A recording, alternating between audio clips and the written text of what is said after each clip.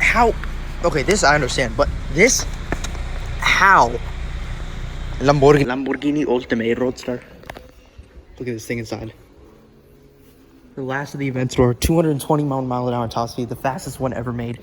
Center exit exhaust. It basically looks like a SVJ Touring, but Urus Performante right here, STO, and then we have a Senna. We have another Senna back here, along with an Elva with the windshield. The first time I've seen one with the windshield on, but the hood on this one is open, so you can kind of see what's under there lurking. So yeah, basically that. Here in like the back, we found a 458 Speciale, not just any Speciale. We have the Aperta version. Check out this interior with like the mesh on the seats.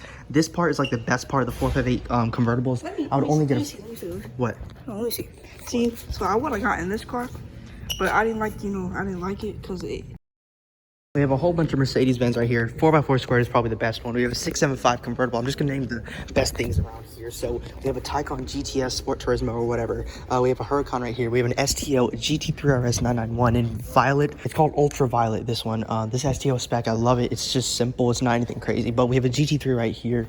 Absolutely beautiful. You can't go wrong with any spec on a GT3. And this STO hanging up on top. One 765, two 765s, and another 765. That one right there is extremely special. We have an Artura right here, a GT right here, a Monkey right here. But let's go to this one right here because this one is MSO.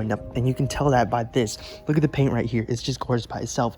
Then you walk around here. It's dry carbon fiber. So the whole paint is like literally faded from carbon fiber dry to like a whole satin gray sort of paint. It's just incredible to even look at. I was just in shock when I first looked at it. And my brother, he was like, it's not that big of a deal. Yes, it is. It's very much a big of a deal. No. Okay, so Josh from McLaren of Atlanta, or Motorcars of Atlanta, he opened this McLaren GT for us. So thank you to him. We're just going to sit in it. You can see this full carbon fiber tub, but it's wrapped in leather because McLaren GT is made as a sort of luxury car, if you want to call it that. Just check out the paddle shifters.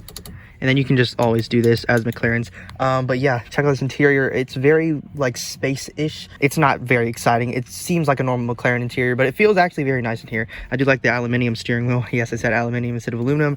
Yeah, it's just pretty basic, honestly. Okay, I'm just gonna point out the most important things. This is a Huracan Evo rear-wheel drive, but with like some sort of SVJ kit. It's kind of weird, but I kind of sort of dig it. We have these fender louvers right here, just like the STO, but we have this SVJ forged carbon style wing. You can just basically see how this thing looks. It's weird. It's kind of debatable. I don't like forged carbon. If it was normal carbon fiber and the whole thing was carbon fiber, I would dig it 100%. But let's go check the Evo.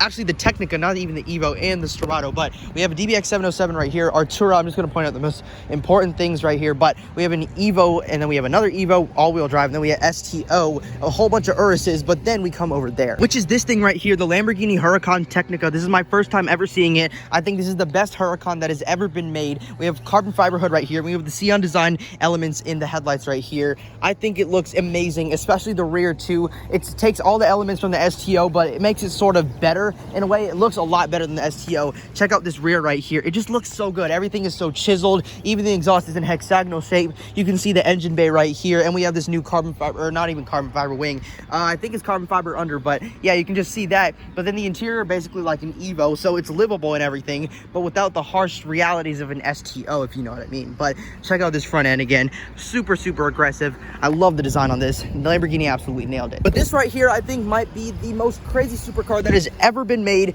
in the entire history of supercars, because this is an off-road supercar. We have the Porsche 911 Dakar, which is a sports car, which is the 911, taken to the extreme and made off-roading, or made for off-road use, whatever you want to call it. But this is a supercar, a Lamborghini Huracan, made for off-road use only. Like this thing, you always see supercars being made for track only use, like the STO and stuff like that, like the McLaren 765 LT and the 600 LT, stuff like that. But this is made for the dirt.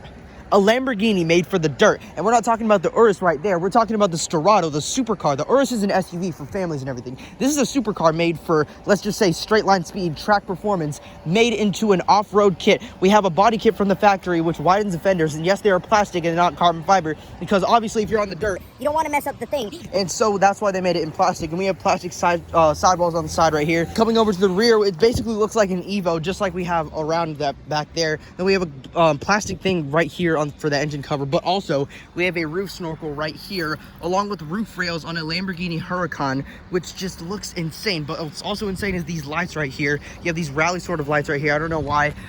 Yeah, it's covered up right now. That's what it says right here. But we have a new front bumper right here, along with a skid plate that is actually metal under there. I'm not going to touch it because I think this is a customer car. But we have new front little canards, right? Not canards, little splitter area for the grill right here. But yeah, it's just such an insane thing. I think it's one of the most insane supercars that have ever been made, just because it's a supercar made for the dirt and not for the road. Also, I didn't mention this, but we have smaller rims and we have center caps, as you can see right here. It's just covered up right now. But we have off-roading tires because, well, obviously you have more chunky tires because this thing is made for the dirt and it's made to go inside of rocks. Also, I didn't notice this, but you have plastic mirror caps right here.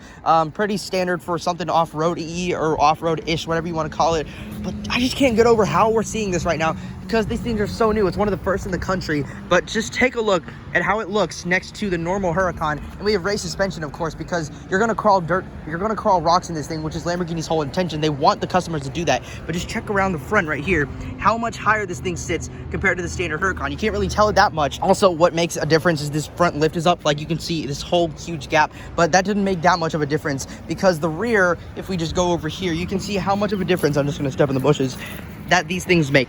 And it's wild. It's just wild how we're just actually seeing what Lamborghini did with the Huracan, like this thing right here, then turn it into some off-roading monster sort of thing, like the craziest supercar ever made. The top speed isn't that high. It's not the fastest thing ever. Short gear ratios does make it a little faster, but it's not the fastest thing ever. It only has a naturally aspirated V10, if you want to call it that. It has no turbos, no hybrid assist. It's just pure engine and pure wildness, essentially, which is basically what all Lamborghini is about. Please subscribe. Lol, I have big dreams on YouTube. Right there is extremely special, but we have a EJ forged carbon style wing on the back. On the back. I can't believe I just said back.